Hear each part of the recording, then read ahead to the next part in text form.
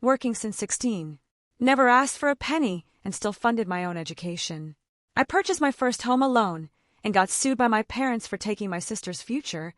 Can you imagine pouring your heart and soul into something, working for it since you were a child, only to have your own family try to tear it all away? I bought my first house at 29, a dream come true after years of relentless effort. Instead of celebration, I found myself staring at court papers, my parents suing me for 70% of my home's value, claiming I had stolen my sister Emma's future. How could it come to this? Hey everyone, I'm Amanda. If you're watching this, please drop a comment letting me know where you're from. Hit that like button and subscribe, because today I'm going to share how my greatest achievement became my deepest heartbreak. I grew up in a family of 4 in a modest suburb of Minneapolis. My dad, John, was an insurance adjuster, and my mom, Karen, a part-time receptionist. And then there was me and my little sister, Emma, who was 8 years younger. From the outside, we probably looked like your typical middle-class American family.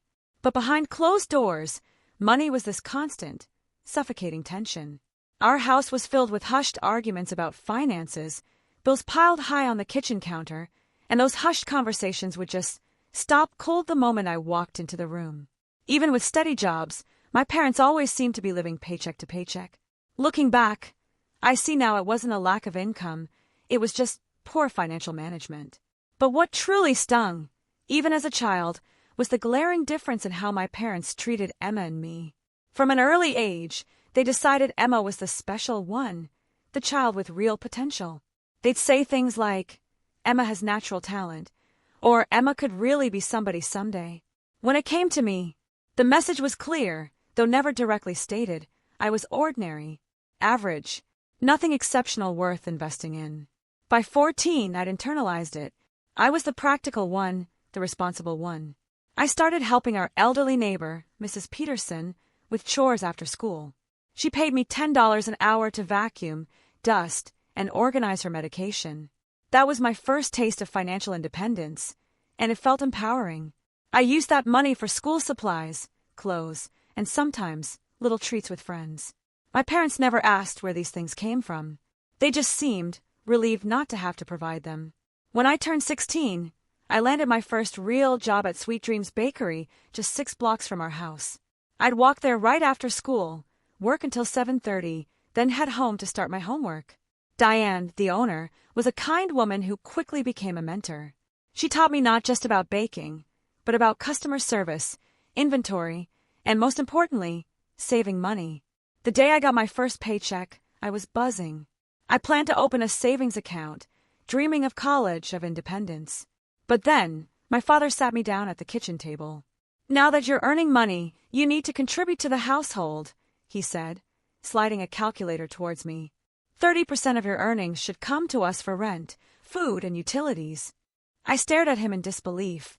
"But, Dad, I'm only 16. I thought I should be saving for college." My mother laughed from the doorway. "Amanda, be realistic. With your grades, you'd be better off learning a trade. Besides, Emma will need a college fund. She has a real future ahead of her." That 30% rule stayed in place throughout high school. I never missed a payment, all while watching my sister receive gift after gift. $200 a month for piano lessons, ballet classes 3 times a week, a beautifully redecorated room while I still had the same twin bed from childhood. My routine became grueling but predictable. School, work, homework until midnight. Weekends meant double shifts at the bakery. Summer breaks were spent working full-time instead of enjoying teenage freedom. The rare times I bought something new for myself were met with judgment. "Another new shirt, Amanda," my mother would say. "You know, you should be more responsible with your money." This, from the woman who just spent $300 on a special ballet costume for Emma. The irony was suffocating. My junior year, I picked up a second job at the local library. I told my parents it was for extra spending money, but in reality, I was building a secret college fund. The library paid less, but it offered something invaluable: quiet hours to study during slow periods. My grades began to improve significantly. Mrs. Peterson, who'd become like a grandmother to me, noticed my exhaustion one day. "Amanda, dear, you are working yourself to the bone," she said, pouring me hot chocolate. "What are you saving for that requires so much sacrifice?" When I explained, Tears welled in her eyes. Your parents should be supporting your dreams, not the other way around. She started paying me extra, insisting I put it directly into my college fund. My senior year, I maintained a 3.8 GPA despite my insane schedule, and I'd saved nearly $8,000 for college. My guidance counselor helped me apply for scholarships and financial aid, believing in me when my own family didn't. When acceptance letters started arriving, my parents seemed more annoyed than proud. College is expensive, my father warned. Don't come crying to us when you can't afford it. I assured them I wouldn't. After all, I never had before. Receiving my acceptance letter from State University with a partial academic scholarship was a mix of pride and sheer terror. The scholarship covered about 60% of tuition, but that left 40% plus room and board. My carefully saved $8,000 would barely cover my first year. My parents' reaction was lukewarm at best. Over dinner one night, I excitedly shared the news, hoping for some acknowledgement. State University, that's expensive for what it is, my father commented, barely looking up from his plate. You know, we can't help you with that. I'm not asking for help, I replied. I have my scholarship and savings. I'll figure out the rest. My mother sighed dramatically. I don't understand why you need to go at all. You have a perfectly good job at the bakery. Diane would probably make you assistant manager if you stayed. Because I want more than that, Mom, I said, my voice tight. I want a career, not just a job. And what about your contribution to this household? My father demanded. How are we supposed to make up that shortfall? It was in that moment that the truth hit me, like a punch to the gut. They had been counting on my income for far longer than I'd understood. That 30% I'd been paying wasn't about teaching me responsibility. It was about supplementing their budget, so they could afford Emma's activities. I wasn't a daughter being guided towards independence. I was an income source. I'm sorry, but I'm going to college, I said firmly, surprised by my own resolve. I've worked for this opportunity, and I'm taking it. The weeks before I left were filled with cold shoulders and passive-aggressive comments. My parents acted as if I was abandoning the family, not pursuing an education. Only Emma seemed genuinely happy for me, though at 11, she didn't fully grasp the tension. Move-in day at the dorm was a solo experience. My parents claimed they couldn't take time off work to drive me. So, I packed what I could into suitcases and took the bus to campus. My roommate, Jennifer, arrived with her entire family, who helped set up her side of the room with coordinated bedding, decorative pillows, and family photos. I unpacked my second-hand sheets and a single framed photo of Emma and me in silence. That first night, listening to Jennifer talk on the phone with her parents about how much she missed them, I cried silently into my pillow. Not because I missed my family, but because I realized how abnormal my relationship with them truly was. The financial reality of college hit hard and fast. Even with my scholarship, the costs were overwhelming. I found a job as a server within my first week. The hours were brutal, 5 p.m. to 11 p.m. on weeknights. Straight from classes to work, then back to study until the early morning hours. Weekends were double shifts, leaving me too exhausted to socialize. During my sophomore year, I added a second job as a teaching assistant. The pay was minimal, but it looked good on my resume. Between the two jobs, I managed to cover expenses without taking on excessive loans, though I still had to borrow about $10,000 per year. My tiny dorm room became my sanctuary and my prison. The desk lamp would burn until 3 or 4 a.m. as I struggled with assignments after exhausting shifts. Cup noodles became my primary food source, not for the college cliché, but because they cost less than $1 a meal. I tracked every penny in a meticulous budget spreadsheet, calculating exactly how many hours I needed to work each week to stay afloat. Jennifer eventually moved out, claiming my late-night studying and early morning alarms were disrupting her sleep. She was replaced by Jessica, a scholarship student who also worked part-time. Jessica understood my situation in a way Jennifer never could, and we quickly became friends. My parents help when they can, but there are 5 kids in my family, she explained one night. I'm the first to go to college, so I'm kind of the experiment. At least they support you emotionally, I said, not meaning to sound bitter, but failing. Jessica looked at me thoughtfully. Your family situation sounds really toxic, Amanda. Have you ever talked to someone about it?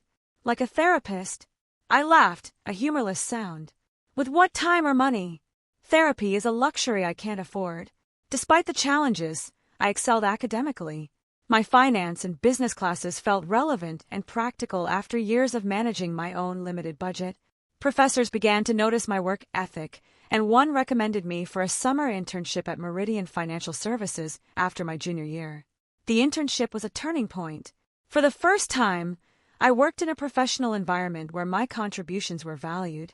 My supervisor, Michael, seemed impressed by my determination. The internship paid more than my restaurant and TA positions combined, allowing me to save a small cushion for senior year. Throughout those college years, communication with my parents was minimal and almost always centered around money. They rarely called to check on my well-being or academic progress. Instead, phone calls usually began with casual conversation before inevitably turning to requests. Emma needs new point shoes for ballet. They cost $200. The refrigerator broke. We need $400 for repairs. Emma got accepted to a special summer music camp. It's $2,000. I sent money when I could, justifying it as helping my sister rather than enabling my parents. But each request left me feeling used, rather than loved. In my senior year, I met Tyler in an advanced finance seminar. Smart, kind, from a loving family, he was everything I had never experienced.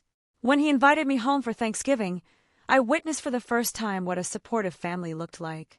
His parents asked about my classes, my goals, my opinions.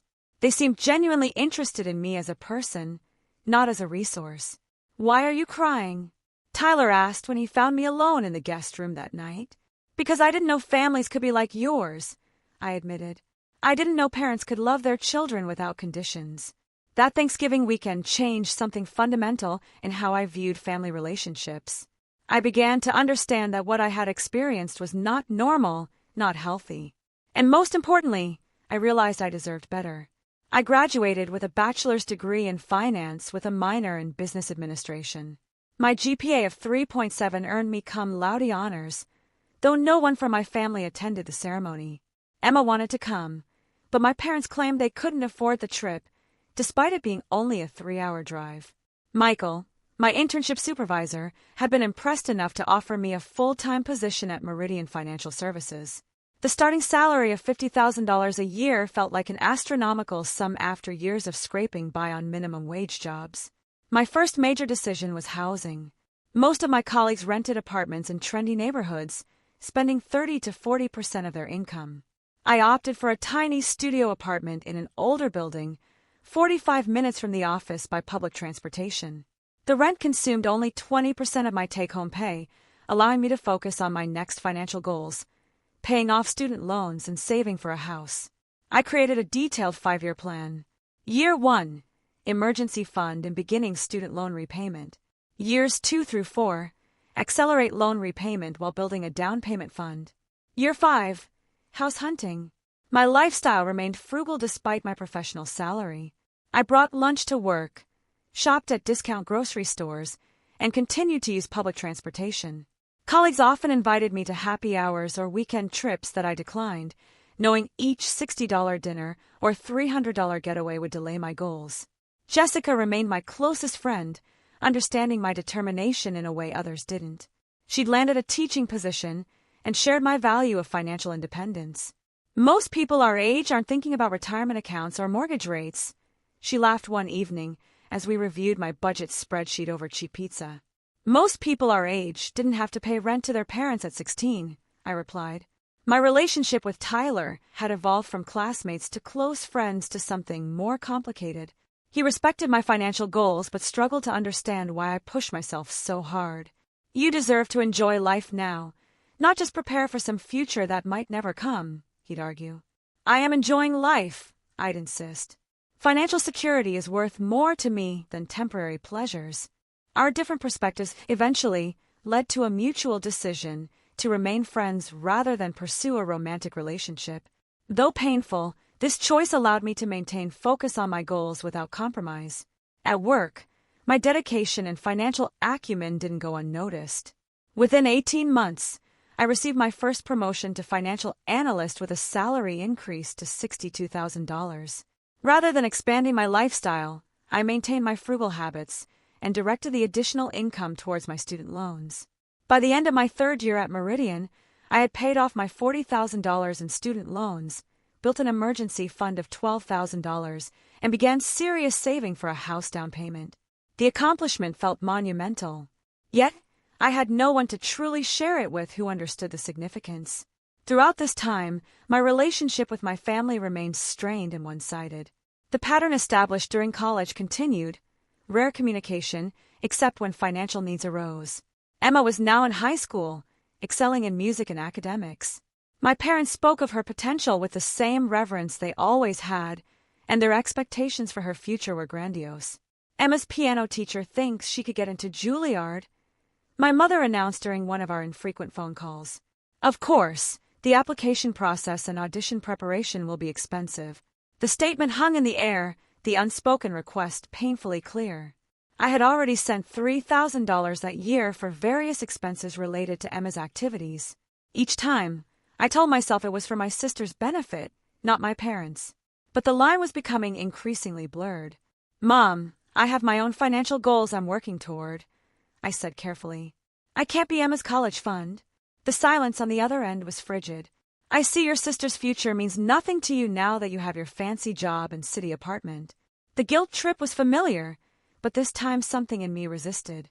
"That's not fair. I've helped a lot over the years, but I can't be expected to finance another person's education when I just finished paying for my own." The conversation ended poorly, with my mother claiming I had changed, become selfish and cold.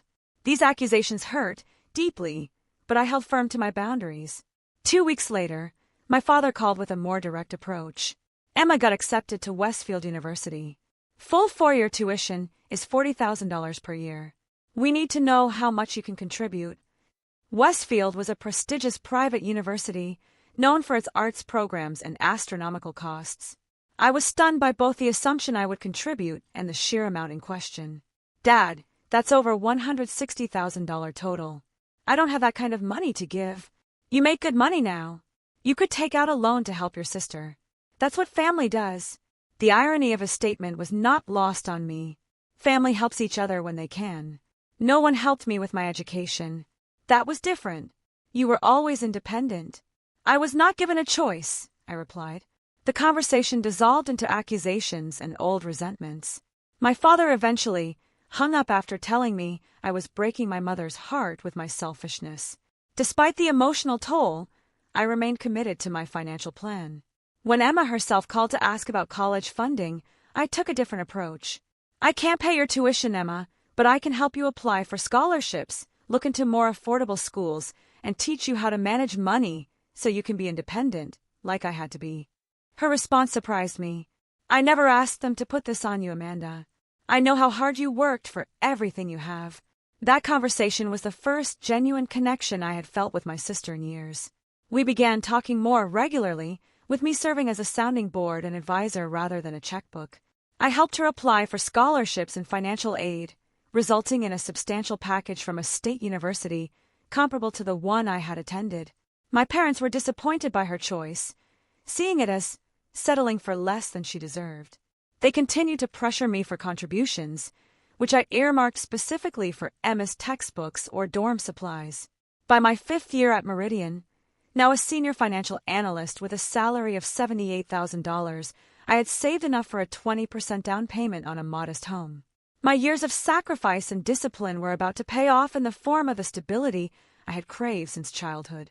What I didn't anticipate was how my family would react to this milestone, or how their reaction would forever change our relationship. House hunting was both exciting and terrifying. I had specific criteria: small but well-maintained, in a safe neighborhood with good public transportation, priced under $250,000.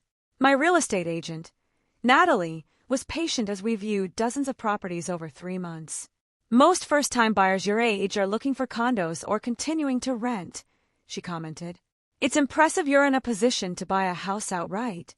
I smiled, feeling a rare moment of pride. I've been working toward this since I was 16. Finally, we found it. A 1920s bungalow with 2 bedrooms, 1 bathroom, a small but functional kitchen, and a tiny backyard. At $220,000, it was within my budget. The inspection revealed no major issues, and the location was perfect. Signing the mortgage papers was surreal. Despite years of planning, I could hardly believe it was happening. The loan officer remarked that it was unusual to see someone my age with such a solid financial foundation. Most people your age have minimal credit history and mountains of student debt, he said. I paid off my student loans 3 years ago, I replied, unable to keep the pride from my voice. The day I received the keys, I stood alone in the empty living room of my new home, overcome with emotion. This house represented not just a financial investment, but a psychological one. It was tangible proof that I had overcome my upbringing, that I could provide for myself the security my parents never had. Jessica and Tyler helped me move in, bringing housewarming gifts and champagne. We sat on the floor eating pizza, as I hadn't yet purchased furniture. To Amanda, Jessica toasted, raising her plastic cup, who worked harder than anyone I know to get here. To having roots, Tyler added, something you deserve more than anyone. After settling in for a few weeks, I decided it was time to invite my family to see the house. Despite our strained relationship, this was a milestone I wanted to share. Perhaps, I thought, naively, seeing my success would make them proud. They arrived on a Saturday afternoon, my father critically eyeing the exterior as they walked up the path. It's small, was his first comment upon entering. Perfect size for me, I replied, trying to maintain a positive tone. My mother walked through the rooms with an expression of faint distaste, touching surfaces and looking for flaws. This neighborhood isn't very upscale, is it? It's safe and convenient to my office, I explained. Emma, now in her second year of college, seemed genuinely happy. I think it's awesome, Amanda. You worked so hard for this. I prepared lunch, hoping to create a pleasant atmosphere. As we sat at my new dining table, the conversation initially remained superficial, focused on neighborhood amenities. Then my mother set down her fork and cleared her throat. Emma has some news she needs to share. Emma looked down at her plate, clearly uncomfortable. I might have to take a break from school next semester. What? Why? I asked, concerned. The scholarship I had for this year wasn't renewed, she explained quietly. And my student loan application was denied because of Dad's credit score. We've had some financial setbacks, my father said defensively. Medical bills, car repairs, you know how it is. So what's the plan? I asked, already sensing where this was heading. Well, my mother began, her tone shifting to one I recognized all too well. We thought, given your new purchase, that you must be in a very comfortable financial position. I just bought a house. I'm not exactly flush with cash right now, but surely you must have savings left. Or you could take out a home equity loan, my father suggested. Emma needs about $20,000 for this year. I stared at them in utter disbelief. I used all my savings for the down payment, and I am not going to borrow against my house that I just bought. So, you're just going to let your sister drop out of college? My mother asked, her voice rising. After all we've done for you? The sheer absurdity of her statement left me momentarily speechless. What exactly have you done for me? I've been working and supporting myself since I was 16. I paid for my own education. I bought this house entirely on my own. We raised you, my father said indignantly. We put a roof over your head. A roof I paid rent for as a teenager, I countered. The argument escalated quickly.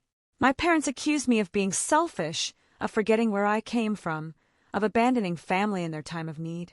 I pointed out the years of financial support I had already provided, the lack of support I had received, and the unfairness of expecting me to mortgage my future for Emma. You've always been jealous of the attention Emma received, my mother declared. This is your way of punishing her for being more talented. This has nothing to do with Emma, I insisted. This is about boundaries and reasonable expectations. Emma, who had remained silent throughout the argument, finally spoke up. Please stop fighting. I'll figure something out. I can take a semester off and work full-time to save money. Absolutely not, my mother snapped. You are not throwing away your future because your sister is too selfish to help. I turned to Emma directly. I can help you look into additional scholarship options, or maybe work-study programs. There are alternatives to dropping out or going into massive debt. The only alternative is for you to step up and do the right thing, my father insisted. Family takes care of family. I have been taking care of this family financially since I was a teenager, I said, my patience finally exhausted. I am done being your ATM. My father stood up abruptly. If that's how you feel, then perhaps we need to reconsider what family means. You clearly have the resources to help, but are choosing not to. This house represents years of sacrifice and hard work, I said. I am not jeopardizing that. That house should be helping secure Emma's future, not sitting here as a monument to your selfishness, my mother declared. As they prepared to leave, my father delivered a parting shot that would prove prophetic. This is not over, Amanda. If you won't do the right thing voluntarily, there are other ways to ensure family obligations are met. I assumed it was an empty threat, the kind of dramatic statement my parents often made during arguments. I was wrong. 3 weeks after that disastrous family visit, I received an envelope from the county court. Inside was a summons, informing me that I was being sued by John and Karen Collins, my parents, for 70% of the value of my home, approximately $154,000. The legal complaint alleged that I had a moral and implied financial obligation to support my sister's education, and that my purchase of a home instead constituted financial abandonment and theft of family resources. The document actually used the phrase, stealing her sister's future, to describe my home purchase. I sat on my living room floor, the papers scattered around me, unable to process what I was reading. This couldn't be real. Parents don't sue their children over money. They don't drag family disputes into courtrooms. Yet, the official seal and case number confirmed this was no joke, no empty threat. My hands shook as I dialed my parents' number, expecting, hoping, that this was some elaborate scare tactic that we could still resolve it. My father answered on the 4th ring. Dad, I choked out. I just received court papers. Are you and Mom actually suing me? We are simply seeking what is fair, he replied, his tone eerily calm. You refused to help your sister voluntarily, so we are pursuing legal means. This is insane. You cannot possibly think a court will force me to give you my house money. Our lawyer thinks we have a case based on family obligation and implied contract. You benefited from family resources growing up. Now you owe a return on that investment. The conversation became increasingly surreal as my father outlined their position, as if it were perfectly reasonable to sue one's child. Dad, please. This will destroy any relationship we still have, I pleaded. That is your choice, Amanda. Do the right thing, and we can put this behind us. After hanging up, I sat in stunned silence for nearly an hour before finally calling Jessica. She arrived 30 minutes later with wine and a fierce determination. This cannot be legal, she insisted, reading through the documents. They can't just claim a right to your house because they want the money. The next morning, I called in sick to work for the first time in my career and began searching for a lawyer. By noon, I had an appointment with Linda Cohen, an attorney specializing in family law. Linda's office was warm and inviting, a stark contrast to the cold reality of my situation. After reviewing the documents, she looked up at me with a mixture of sympathy and professional assessment. I've seen some contentious family disputes in my 20 years of practice, but parents suing a child for buying their own home is certainly unique. She said, the good news is their case has virtually no legal merit. No, they cannot actually take 70% of your house. There is no legal principle that would entitle parents to their adult child's assets based on an implied obligation to a sibling, she explained. The problem is that defending yourself will still cost money and emotional energy. We discussed strategy, documentation I should gather, and the timeline for responding. Linda advised me to compile evidence of my financial independence, including tax returns showing I hadn't been claimed as a dependent since 18, proof of paying for my own education, and documentation of money I had already given to my family over the years. Their case hinges on the idea that you owe them something. We need to demonstrate clearly that if anything, the balance is tilted in the other direction, she explained. The next few weeks were a blur of legal preparations, anxiety, and disrupted sleep. My work performance suffered as I struggled to concentrate.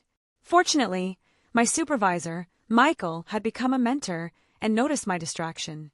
When I finally explained the situation, his reaction validated what I had begun to understand. Amanda, what your parents are doing is not normal. It is exploitative and abusive.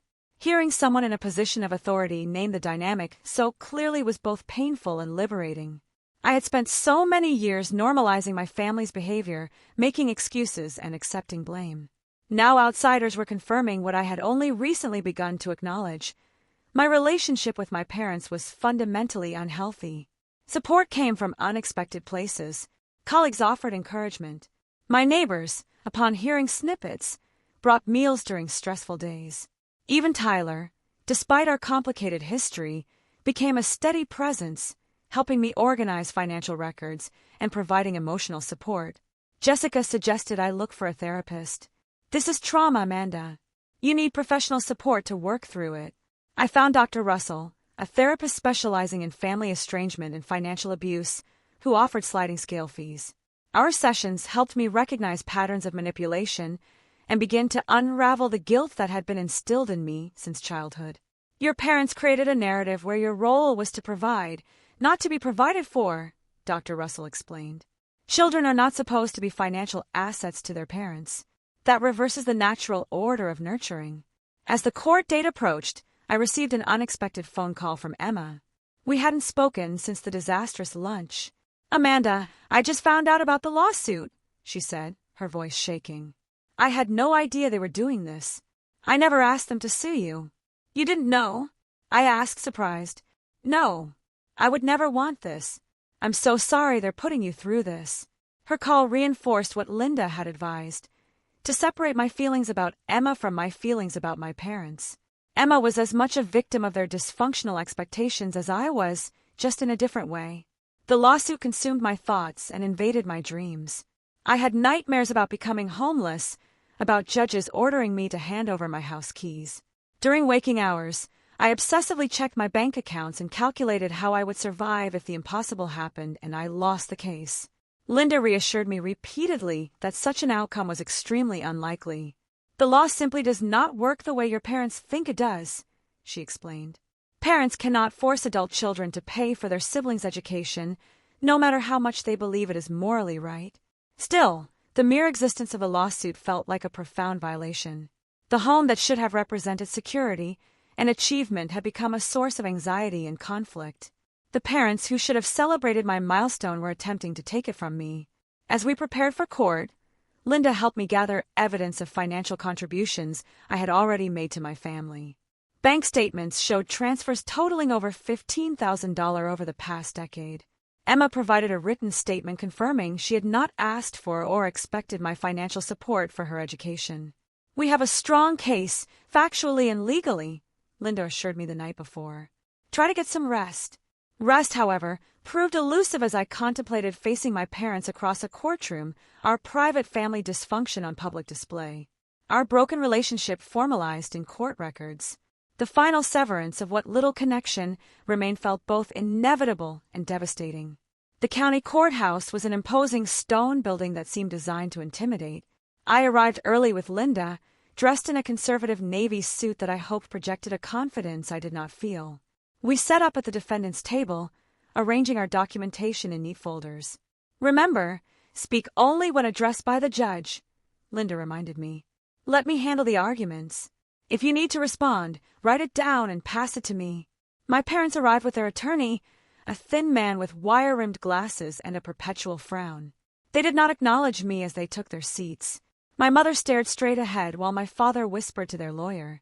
The physical proximity, yet emotional distance, created a surreal atmosphere. Judge Harriet Wilson entered the courtroom, a woman in her 60s with silver hair and an expression that suggested she had seen everything. After preliminary introductions, she reviewed the case file with a furrowed brow. I have been on the bench for 17 years, she began, looking over her reading glasses at both parties. And I must say, this is one of the more unusual family disputes I have encountered. Mr. and Mrs. Collins, you are suing your daughter for 70% of the value of her home to pay for your younger daughter's college education. Is that correct? My parents' lawyer stood. Yes, Your Honor. My clients believe their elder daughter has a moral obligation to support her sister's education, particularly given the family's financial contributions to her upbringing. Judge Wilson's expression remained neutral, but her tone sharpened.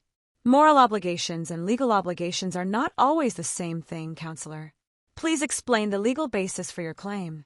What followed was a tortuous argument about implied family contracts and conditional support during minority. The lawyer claimed that by accepting parental support as a child, I had implicitly agreed to a reciprocal obligation to support my sister. Linda took notes calmly beside me, occasionally squeezing my arm reassuringly when particularly outrageous claims were made. When it was her turn to speak, she rose with composed confidence. "Your Honor, this case has no basis in family law or contract law. Miss Collins was a minor child under her parents' care, which is a legal obligation parents voluntarily assume when they have children. Children do not contract to receive basic necessities from their parents." She methodically dismantled each argument, presenting documentation of my financial independence since age 16, including tax returns showing I hadn't been claimed as a dependent since high school, proof of self-financing my education, and bank records showing substantial financial assistance I had already provided to my family over the years. Far from taking from the family, Miss Collins has contributed over $15,000 to her parents and sister since she was 18, money she was under no legal obligation to provide, Linda explained, submitting the bank records as evidence. The judge reviewed the documents with interest. "Mr. and Mrs. Collins, were you aware of these financial contributions from your daughter?" My father shifted uncomfortably. "Those were gifts, not related to this matter." $15,000 in gifts seems quite generous from someone you are characterizing as selfish and unwilling to support family, Judge Wilson observed. My mother spoke for the first time. "That money was nothing compared to what Emma needs for her education. Amanda has a good job and just bought a house. She clearly has resources she is withholding." The judge turned to me directly. "Miss Collins, what is your current financial situation after purchasing your home?" With Linda's nod of approval, I explained my careful budgeting, the years of saving, and my current mortgage obligations. "I am not wealthy, Your Honor. I worked multiple jobs through college, paid off my student loans through strict budgeting, and saved for years to afford a modest home. I simply cannot afford to pay for another person's entire education without jeopardizing my own financial security." Judge Wilson nodded thoughtfully before turning back to my parents. "Mr. and Mrs. Collins, what financial planning did you do for your younger daughter's education?" My parents exchanged uncomfortable glances. "We expected scholarships would cover most costs," my father finally admitted. "Emma is very talented." "And did you not make the same expectation for your elder daughter's education?" the judge pressed. "Amanda was always independent," my mother said dismissively. "She made her own way." "Because I was given no choice," I interjected, immediately regretting breaking protocol. The judge gave me a measured look, but did not reprimand me. Instead, she directed her next question to my parents. "Did you contribute financially to Miss Collins's college education?" "We could not afford to at the time," my father replied. "Yet you expected her to afford her sister's education now." Judge Wilson's tone made clear her skepticism. The proceedings continued with testimony about family dynamics and financial expectations. My parents' lawyer tried to frame the situation as a simple family dispute where the court should enforce fairness between siblings. Linda countered by emphasizing the legal autonomy of adult children and the absence of any contractual obligation. As the arguments wound down, the courtroom door opened quietly and Emma slipped in, taking a seat in the back row.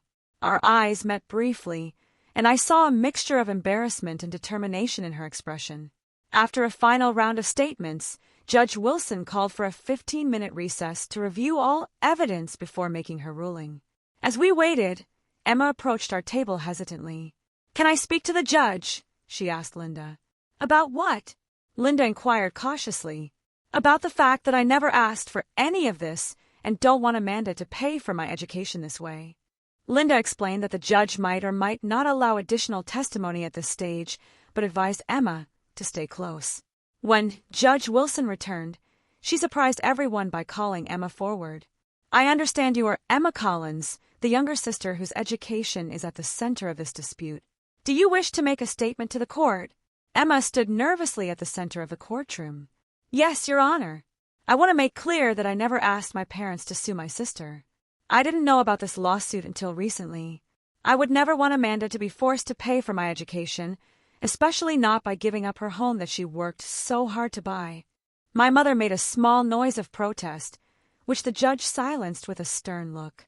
Emma continued, gaining confidence. "Amanda has always helped me when she could. She helped me apply for scholarships and financial aid.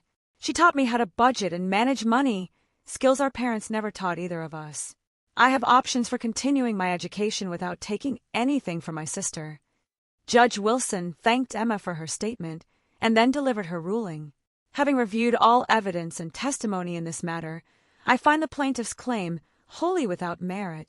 There is no legal basis for forcing an adult child to finance a sibling's education, regardless of any perceived moral obligation. Furthermore, the evidence clearly shows that Miss Amanda Collins has already provided substantial financial support to her family over the years, far beyond any reasonable expectation.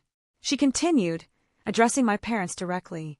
Mr. and Mrs. Collins, the court is troubled by your apparent differential treatment of your daughters. You seem to have expected financial independence from one while assuming ongoing support for the other. This is not a matter for legal remedy, but rather family counseling.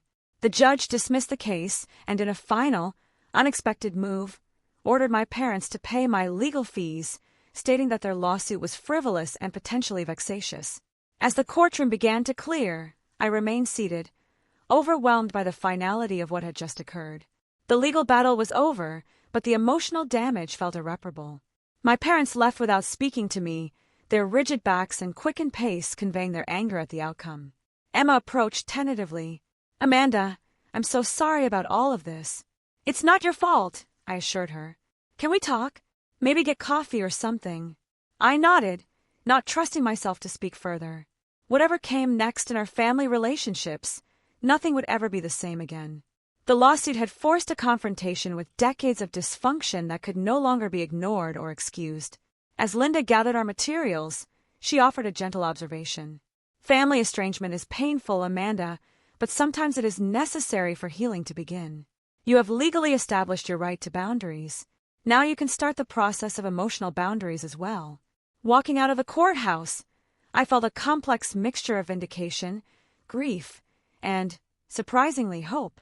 For the first time in my life, I had publicly stood up for myself against my parents' expectations and demands. Though the victory felt hollow, given the circumstances, it represented a crucial first step toward a healthier future. The days following the court hearing passed in a blur of conflicting emotions.